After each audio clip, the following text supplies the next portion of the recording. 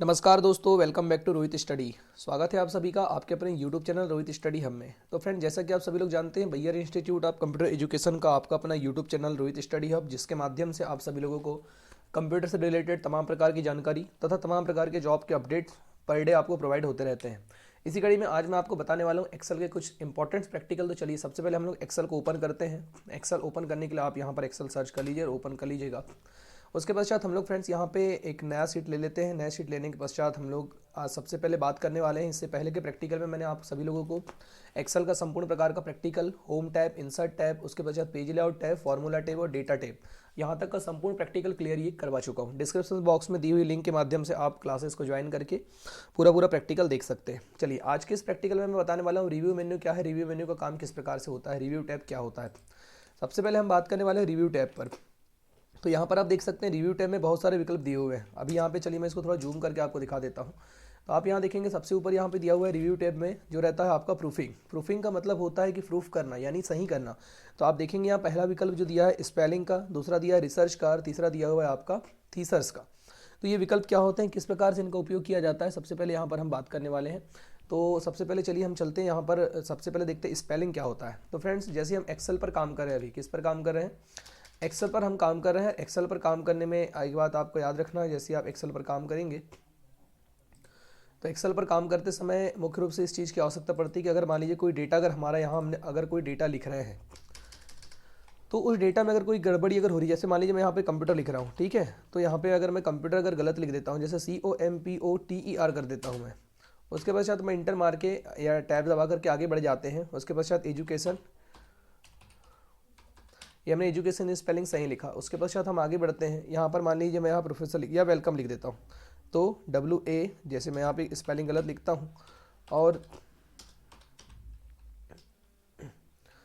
तो यहाँ पे आप देखेंगे सबसे पहले आपको क्या करना होगा, जब आप यहाँ क्लिक करते हैं या कोई भी स्पेलिंग लिखते हैं तो पहला यहाँ पर विकल्प दिया हुआ है स्पेलिंग का। इस स्पेलिंग विकल्प का मतलब ये होता है कि अगर आपके कंप्यूटर सिस्टम्स में या अगर आप किसी प्रकार से कोई प्रैक्टिकली काम कर रहे हैं और उस काम करते समय अगर आपको आवश्यकता अगर पड़ रही है या ऐसा महसूस हो रहा है कि आपके द्वारा लिखा गया कोई डेटा जो है वो गलत हो गया है, तो उसको चेक करने के लिए यहाँ विकल्प शो होता है आपका। उस विकल्प को बोलते हैं स्पेलिंग वाला जो विकल्प होता है वो यहाँ पे शो होगा। तो सबसे पहले यहाँ पे आपको क्या करना होगा, इस स्पेलिंग वाले विकल्प पर आपको आना है और स्पेलिंग वाले विकल्प पर देखिए यहाँ पे स्पेलिंग F7 इसकी शॉर्टकट की होती है। अगर मान लीजिए यहाँ पर सबसे पहले आपको डेटा को आप सिलेक्ट करो या फिर अगर आप F7 अगर की कीबोर्ड से अगर प्रेस करते हैं तो आपके सामने स्पेलिंग चेक का डायलॉग बॉक्स होने के लिए इस प्रकार से जैसे आप F7 दबाएंगे तो आपको MS एक्सेल नीचे लिखा हुआ देखो, do you want to continue checking at the beginning of the sheet, यानी आप पूरी सीट पर ये चेक करेगा। एक सीट पर ही नहीं बल्कि जितना भी आपका पूरा का पूरा एक्सेल की पूरी सीट है उस पूरी सीट पर ये एक साथ मतलब क्या करता है, स्पेलिंग को चेक करने का कार्य करता है। तो सबसे पहले इसको आपको यस करना है, यानी इंटर करना है। जैसे आप इंटर करेंगे तो अब यहाँ पर आप देख सकते हैं आपके सामने एक पेज यहाँ पर ओपन हो चुका है, एक छोटा सा मतलब डायलॉग बॉक्स ओपन हो चुका है। इस डायलॉग बॉक्स में आप देखेंगे स्पेलिंग यानी इंग्लिश यूनाइटेड स्टेट चल रहा है और नॉट द डिक्शनरी, यानी सबसे पहले कंप्यूटर। तो कंप्यूटर में मैंने यहाँ पे स्पेलिंग गलत लिखा था, तो अभी नीचे की ओर आप अगर आएंगे तो यहाँ पर दिख रहा है, देखिए सजेशन में दिख रहा है कंप्यूटर की जो सही स्पेलिंग होगी, कंप्यूटर की अगर सही स्पेलिंग की अगर ये बात करेगा तो नीचे आपका कंप्यूटर की सही स्पेलिंग आपको शो हो रही है। तो सबसे पहले यहाँ पर आ रहा है कंप्यूटर, तो यहाँ ऊपर लिखा हुआ है इग्नोर वन। इग्नोर वन पर अगर आप क्लिक करते हैं तो यहाँ पर आप इसको इग्नोर कर देंगे। लेकिन इग्नोर आल अगर लिखा हुआ है तो इग्नोर आल में आपको क्या करना होगा, इग्नोर आल में आपका इग्नोर आल में जो यहाँ विकल्प दिया हुआ है, अगर इसको इग्नोर आल अगर आप कर देंगे तो ये इग्नोर हो जाएगा। लेकिन यहाँ ऐड टू डिक्शनरी, अगर मान लीजिए इस शब्द को अगर आप डिक्शनरी में ऐड करना चाहते हैं तो यहाँ ऐड टू डिक्शनरी पर क्लिक कर देंगे और यहाँ विकल्प होता है चेंज का, चेंज आल और उसके पश्चात ऑटो करेक्ट। तो ऑटो करेक्ट अगर ऑप्शन हमारे सिस्टम्स पर अगर ऑन है, मान लीजिए ऑटो करेक्ट पर हम क्लिक कर देते हैं तो ऑटोमेटिकली क्या हो जाएगा, करेक्ट कर देगा। या चेंज पर आप क्लिक करेंगे, देखिए वेलकम की स्पेलिंग हमने गलत लिखा हुआ था तो नीचे यहाँ वेलकम की सही स्पेलिंग लिख करके आ रही है। तो इस वेलकम पर आप जैसे ही क्लिक करेंगे, चेंज पर क्लिक करेंगे तो ऑटोमेटिकली स्पेलिंग चेंज हो चुकी है और यहाँ पर एक आपको मैसेज डिस्प्ले होगा कि मतलब कि spelling check complete, you are good to go. तो आप इसको ओके कर दीजिए। तो यहाँ पर क्या आ जाएगा, आप मतलब इसको मिनिमाइज हम लोग कर लेते हैं या फिर, तो आप देखेंगे दोनों तीनों जो स्पेलिंग थी, जितनी स्पेलिंग हमने यहाँ गलत लिखा हुआ था सारी की सारी स्पेलिंग यहाँ पर ठीक हो चुकी है। तो ये होता है आपका मुख्य रूप से spelling and grammar check. Spelling check अगर आपको करना है तो आप स्पेलिंग चेक यहाँ से कर सकते हैं। तो कोई भी आप स्पेलिंग लिख लीजिए, जैसे मान लीजिए APP, हम लोग अगर स्पेलिंग लिखते हैं APPL, एप्पल अगर मैंने लिख दिया हूँ तो आपको कुछ नहीं करना है, आप स्पेलिंग चेक वाले विकल्प पर भी जाना है या उसके पश्चात यस करेंगे। यस करने के पश्चात देखेंगे एप्पल की सही स्पेलिंग यहाँ पर आ रही है, आप इसको चेंज पर क्लिक करेंगे तो ऑटोमेटिकली स्पेलिंग जो है वो चेंज हो जाएगी। तो ये काम होता है आपका स्पेलिंग एंड ग्रामर चेक के अंतर्गत सबसे पहला विकल्प जो होता है आपका स्पेलिंग चेक का। उसके बाद होता है फ्रेंड्स यहाँ पर रिसर्च। देखिए प्रूफिंग का अगला विकल्प होता है रिसर्च। रिसर्च की शॉर्टकट की होती है आपका Alt+क्लिक, यानी Alt बटन दबा करके भी अगर आप क्लिक करते हैं तो ऑटोमेटिकली क्या हो जाएगा, बाजू में देख सकते हैं यहाँ रिसर्च का डायलॉग बॉक्स ओपन हो चुका है। चलिए थोड़ा मैं इसको आपको जूम करके दिखाता हूँ। तो यहाँ पे आप देखेंगे रिसर्च का मतलब होता है सर्च फॉर, यानी किसी चीज़ को खोजने के लिए होता है। अब मान लो मैं यहाँ पर वेलकम लिखता हूँ, तो हमने यहाँ पर वेलकम लिखा, उसके पश्चात वेलकम लिखने के पश्चात हम इस गो पर क्लिक करते हैं। जैसे ही हम गो पर क्लिक करेंगे तो यहाँ पर सर्चिंग चालू हो जाएगी। ठीक है, सर्चिंग चालू हो जाने के पश्चात देख सकते हैं आप यहाँ पर आपका जो डेटा है उसमें मतलब कि जो कुछ चीज़ अगर आपको खोजना है तो देख सकते हैं दो चीज़ यहाँ से आप खोजने के लिए यहाँ पे कुछ विकल्प दिया हुआ है। जैसे आप ऑल रेफरेंस बुक, तो कोई भी अगर बुक्स वगैरह आप खोजना चाहते हैं तो यहाँ पर देख सकते हैं अलग अलग स्टेट की, यहाँ पे अलग अलग जो देश हैं उनकी यहाँ पर बुकें दिख रही है। स्पेन की हो गई, फ्रांस की हो गई, उसके पश्चात यूनाइटेड स्टेट की हो गई, नॉर्थ अमेरिका की हो गई। इस प्रकार से यहाँ पर सबकी बुकें यहाँ पर आपको दिख रहा है। मान लो अगर मैं यहाँ पे कंप्यूटर लिख करके अगर सर्च कर रहा हूँ, कंप्यूटर लिखा मैंने, उसके पश्चात मैं यहाँ से जैसे ही गो पर क्लिक करूँगा तो कंप्यूटर से रिलेटेड जितनी भी प्रकार की ऑल रेफरेंस बुक है जिनसे आप अगर पढ़ना चाहते हैं तो देख सकते हैं यहाँ पर आपको किसी चीज़ को रिसर्च करने के लिए होता है। रिसर्च करने के लिए मतलब कि ऑप्शंस होता है किसी चीज़ को खोजने के लिए। तो इस विकल्प को आपको बिल्कुल ध्यान रखना है, कौन सा विकल्प, जो यहाँ पे रिसर्च का विकल्प होता है किसी चीज़ को रिसर्च करने के लिए। देखिए वांट टू एक्सप्लेन समथिंग, मतलब कि आपका जो विकल्प जितने भी दिए हुए हैं उन विकल्पों को खोजने के लिए। अब बैक पर अगर हम लोग क्लिक करेंगे तो वापस हम लोग बैक आ जाएंगे। तो इस प्रकार से इस ऑप्शंस का क्या किया जाता है, प्रयोग किया जाता है। तो इन चीज़ को आपको याद रखना है। उसके बाद फ्रेंड्स अगला यहाँ पर विकल्प रहता है थीसर्स। थीसर्स का मतलब होता है समानार्थी शब्द, यानी एक शब्द के कई सारे अर्थ होते हैं। मान लीजिए कि अगर हम अपने डॉक्यूमेंट पर कोई डेटा लिख रहे हैं और हम चाहते हैं कि वो डेटा एट्रैक्टिव है, यानी डेटा का नाम जो है वो चेंज होना चाहिए, यानी अच्छा मतलब हम एक से अधिक नेम से उसको या फिर जिस नाम से हम उसको जानते हैं उससे रिलेटेड दूसरे नाम के अनुसार हम उसको सेट करना चाहते हैं, तो उसके लिए यहाँ पर विकल्प का यूज़ किया जाता है थीसर्स का। तो थीसर्स यहाँ पर आपके सामने एक विकल्प है, थीसर्स पर क्लिक करेंगे, इसको सैनोनिम्स भी बोलते हैं हम लोग। ठीक है, थीसर्स यानी सैनोनिम्स यानी समानार्थी शब्द। तो सबसे पहले मान लीजिए कंप्यूटर के लिए अगर मुझे कोई दूसरे शब्द का अगर प्रयोग करना है तो आप कंप्यूटर पर सबसे पहले यहाँ क्लिक करेंगे। आई होप जानकारी आप सभी लोगों को समझ में आ रही होगी। अगर आप सभी को जानकारी समझ में आ रही होगी, जानकारी अगर अच्छी लग रही होगी तो प्लीज़ वीडियो को एक लाइक जरूर कर दीजिएगा। और साथ ही साथ अगर आपने चैनल सब्सक्राइब नहीं किया है तो चैनल को प्लीज़ सब्सक्राइब जरूर कर दीजिएगा, नोटिफिकेशन बटन ऑन कर लीजिएगा ताकि आने वाली तमाम प्रकार की अपडेट आप सभी को मिल सके।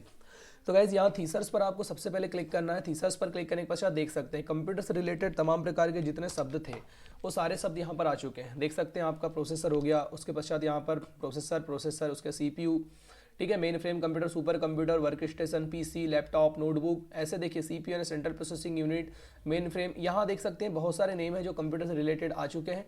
अब आपको उन नेमों को अगर लाना है तो आप यहाँ पे CPU पर अगर आ जाएंगे तो देख सकते हैं नीचे की आपको आना है और आप यहाँ पर आइए, उसको आप राइट क्लिक कर लीजिए, यहाँ से आप कॉपी भी कर सकते हैं। ठीक है, CPU आपने सर्च किया तो CPU से रिलेटेड जानकारी सर्च हो गई। कंप्यूटर आपने सर्च किया था, मान लो अगर आप यहाँ से कोई जानकारी अगर लेकर के आना चाहते हैं तो जानकारी पर राइट क्लिक करिए। राइट क्लिक करने के पश्चात आप जैसे इसको इंसर्ट पर क्लिक कर देंगे तो देखिए वही नाम आ जाएगा। तो हमने इंसर्ट कर दिए तो देख सकते हैं कंप्यूटर के स्थान पर प्रोसेसर यहाँ लिखा हुआ आ चुका है। और हमने चूंकि कॉपी भी कर सकते हैं, यहाँ पे आप नीचे आइए, क्लिक कीजिए, जैसे इस पर राइट क्लिक करना है और उसके पश्चात देख सकते हैं कॉपी का विकल्प आ रहा है, आप कॉपी कीजिए, यहीं पर क्लिक करना है, राइट क्लिक करके यहाँ पे आप पेस्ट कर दीजिए। तो देख सकते हैं जो डेटा आपने पेस्ट किया वो पूरा का पूरा डेटा यहाँ पर छप चुका है। तो इस प्रकार से आप यहाँ पर काम कर सकते हैं। तो कौन सा काम कहाँ करना है, कैसे करना है, इस चीज़ को आपको बिल्कुल याद रखना है, भूलना नहीं है। चलिए थोड़ा हम आगे बढ़ते हैं। तो आगे के विकल्पों की अगर हम लोग बात करते हैं तो हमारा नेक्स्ट यहाँ पे विकल्प होता है वो होता है ट्रांसलेट का। किस चीज़ का विकल्प होता है फ्रेंड, ट्रांसलेट का। तो अगर किसी चीज़ को ट्रांसलेट करने के लिए हम लोग इसका प्रयोग करते हैं तो दूसरे भाषा में, जैसे कि यहाँ जैसे नोटबुक हमारा सिलेक्ट था, इस नोटबुक को या फिर हम प्रोसेसर को क्लिक करते हैं, उसके पश्चात ट्रांसलेट पर क्लिक करेंगे तो ट्रांसलेट से रिलेटेड यहाँ पर आपका एक डायलॉग बॉक्स ओपन हो गया है ट्रांसलेट का। अब यहाँ ट्रांसलेट आपको जिस भाषा में करना है तो उससे रिलेटेड यहाँ पर चीज़ें आ जाएंगी। ये ट्रांसलेट करने के लिए होता है ट्रांसलेट वाला विकल्प। ऑल रेफरेंस बुक पर क्लिक कीजिए, सर्चिंग कर सकते हैं, यहाँ से आप रेफरेंस बुक खोज सकते हैं। तो ट्रांसलेट वाला विकल्प जो है वो भाषाओं को ट्रांसलेशन के लिए होता है, लैंग्वेज से रिलेटेड विकल्प होता है।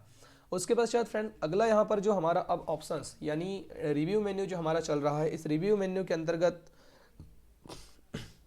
जो नेक्स्ट विकल्प है, इससे अगर अभी हम लोग माइक्रोसॉफ्ट वर्ड 2013 पर काम कर रहे हैं, अगर माइक्रोसॉफ्ट ऑफिस 16 पर अगर हम लोग काम करते रहते हैं या 2019 पर काम करते हैं तो हमको एक चेक एसेसिबिलिटी प्रोग्राम्स भी मिलता है, और स्मार्ट लूपिंग जो मतलब प्रोग्राम्स होते हैं वो भी हमको यहाँ पे ऑप्शंस पर देखने को मिलते हैं। लेकिन चूंकि हमारे पास अभी 2007 हम लोग 7 और 2013 का जो वर्जन है, तो 13 का वर्जन हम लोग यूज़ कर रहे हैं, तो इसमें कुछ सुविधाएं, चूँकि ये ओल्ड वर्जन होने के कारण इसमें मतलब है तो ये नवीन वर्जन ही, यानी 2013 जो है 2007 से मतलब ज़्यादा सुविधाओं वाला वर्जन तो है, परंतु इसमें कुछ सुविधाएं नहीं दी गई है जो 2016 में कुछ एक्स्ट्रा फीचर्स उसमें डाले गए हैं।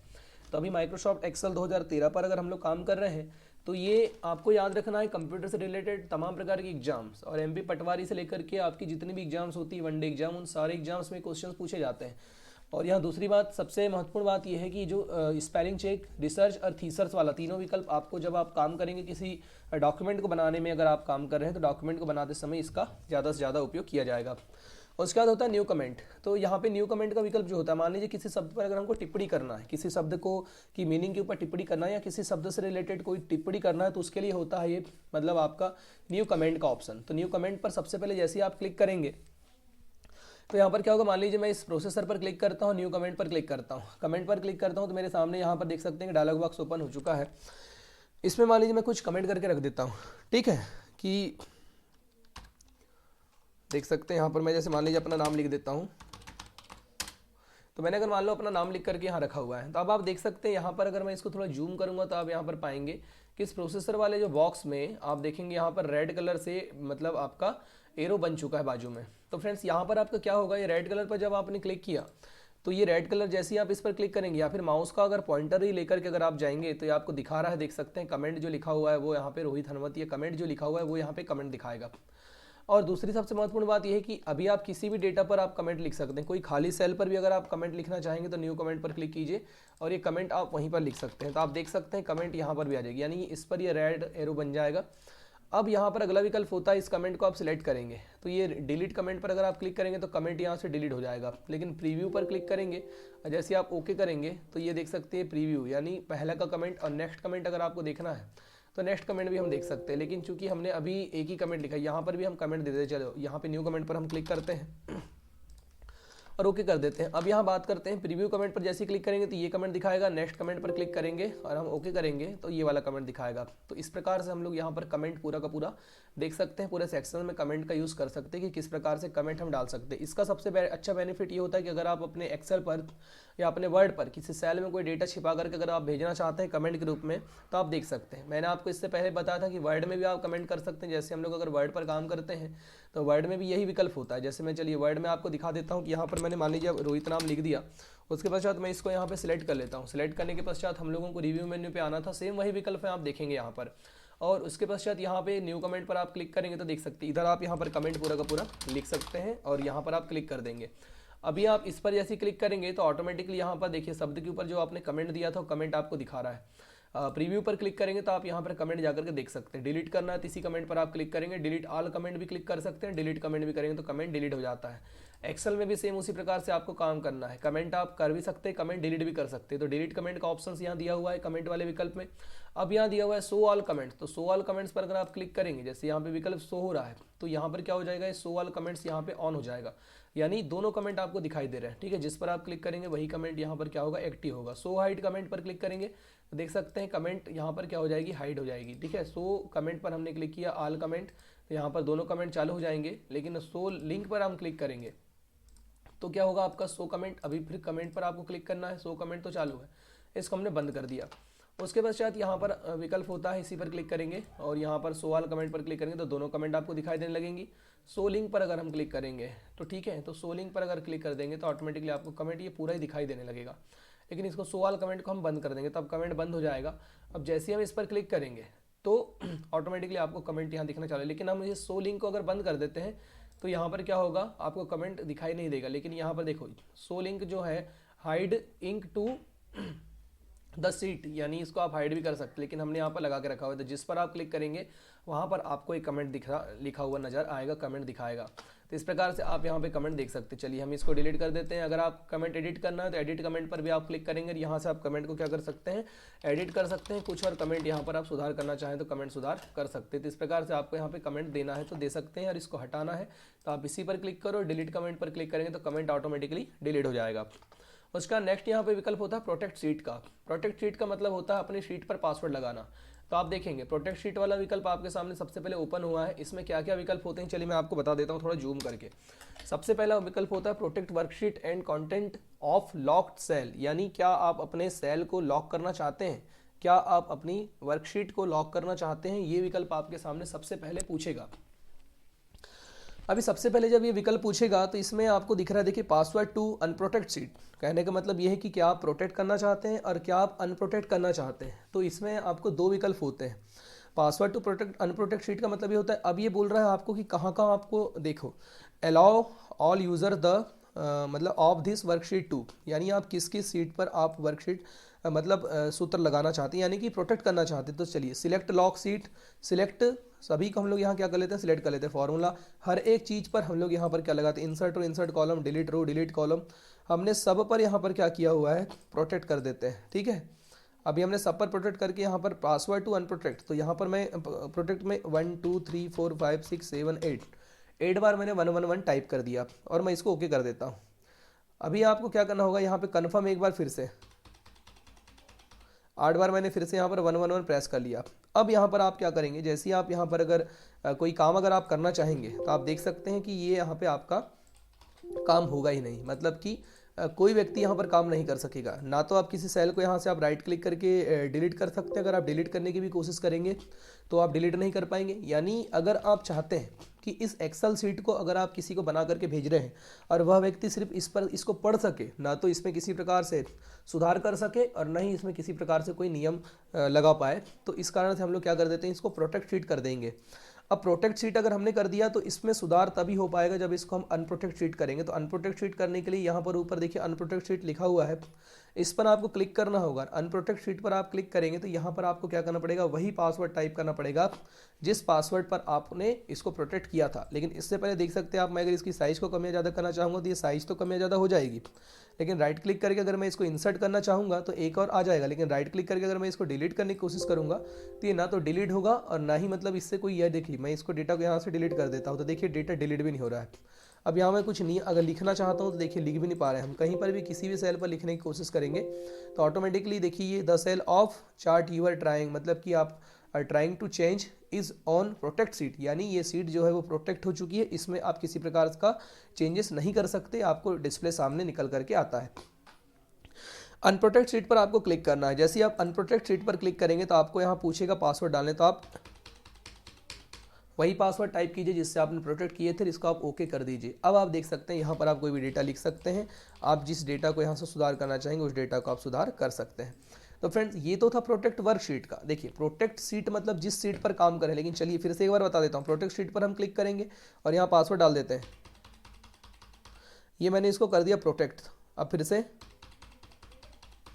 इसको मैं ओके कर देता हूँ। देखेंगे यहाँ पर काम नहीं हो रहा है, लेकिन अब आप देखेंगे ये सीट नंबर अगर हमने 2 ले लिया, मान लो अभी हम किस पर काम कर रहे हैं, सीट नंबर 1 पर काम कर रहे थे और इस पर हम जब कोई डेटा लिख रहे थे तो देख सकते हैं डेटा लिखा हुआ नहीं आ रहा है। लेकिन अब क्या करेंगे, हम लोग यहाँ सीट नंबर 2 ले लेते हैं, तो सीट नंबर 2 हमारे पास आ चुकी है। अब यहाँ पर अगर आप काम करेंगे तो काम हो रहा है, क्यों, क्योंकि इसमें आपको कोई प्रोटेक्ट सीट का ऑप्शन नहीं है। लेकिन अब देखेंगे ये प्रोटेक्ट सीट का ऑप्शन था, तो ये प्रोटेक्ट सीट मतलब कि जिस सीट को आप मतलब प्रोटेक्ट करना चाहेंगे, जिस सीट पर आप नियम लगाना चाहेंगे उस सीट पर नियम लगेगा। लेकिन अब आप चाहते हैं कि जो नियम है वो पूरा का पूरा वर्क बुक पर ही लग जाए, यानी इस वर्क बुक के अंतर्गत कोई भी व्यक्ति काम ना कर सके।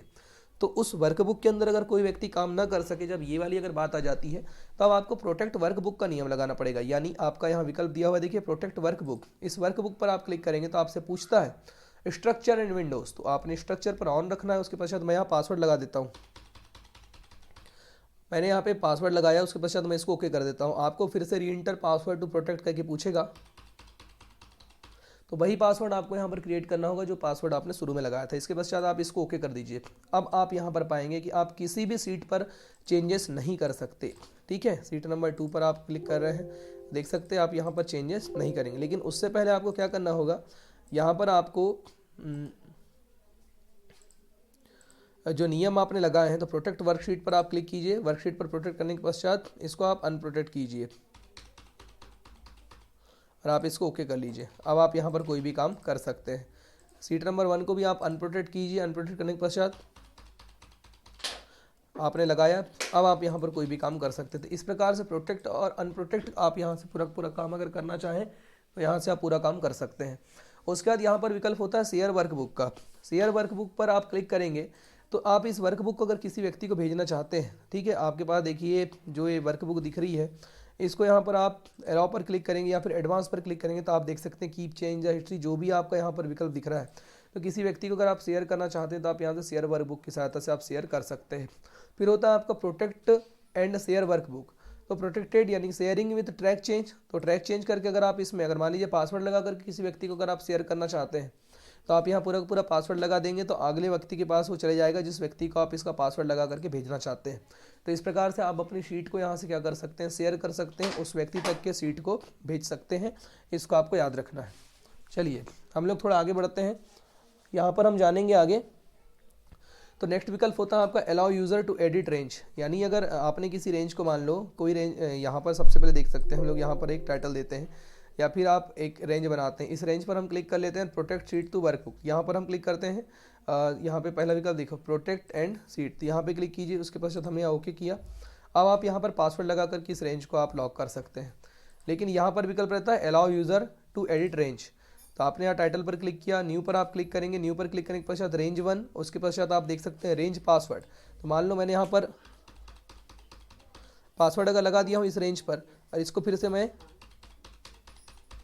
ओके कर देता हूँ। उसके पश्चात आप देखेंगे इसको आप क्लिक कर दीजिए और अप्लाई कर दीजिए।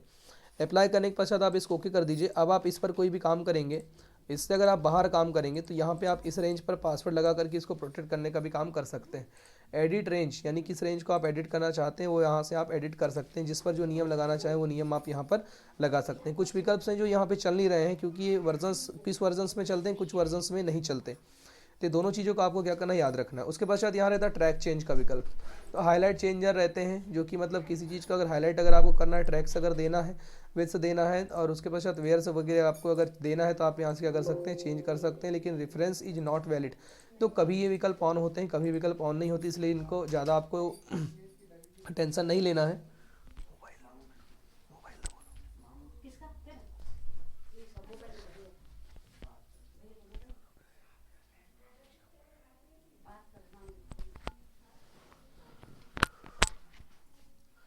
तो फ्रेंड्स यहाँ पे जो विकल्प थे कुछ इंपॉर्टेंट्स यहाँ पे विकल्प मैंने आपको बता दिया। इंपॉर्टेंट्स विकल्प किस प्रकार से यूज़ करते हैं, कैसे यहाँ पर इनका उपयोग किया जाता है, वो आपको बिल्कुल बेसिकली तरीके से ध्यान देना है। तो इस रिव्यू मेन्यू के प्रैक्टिकल में आज हमने देखा इस स्पेलिंग चेक का ऑप्शन, रिसर्च का, थीसर्स का, ट्रांसलेट का, न्यू कमेंट का, डिलीट प्रीव्यू, तो ये सारे विकल्प मैंने आपको बता चुका था। उसके पश्चात मैंने आपको एक बार इसका परिचय, एक्सेल का परिचय भी मैंने आपको बता चुका था। एक्सेल के परिचय बनाने के लिए मैंने आपको ये भी बताया था सबसे ऊपर आपका क्विक एक्सेस टूल बार होता है।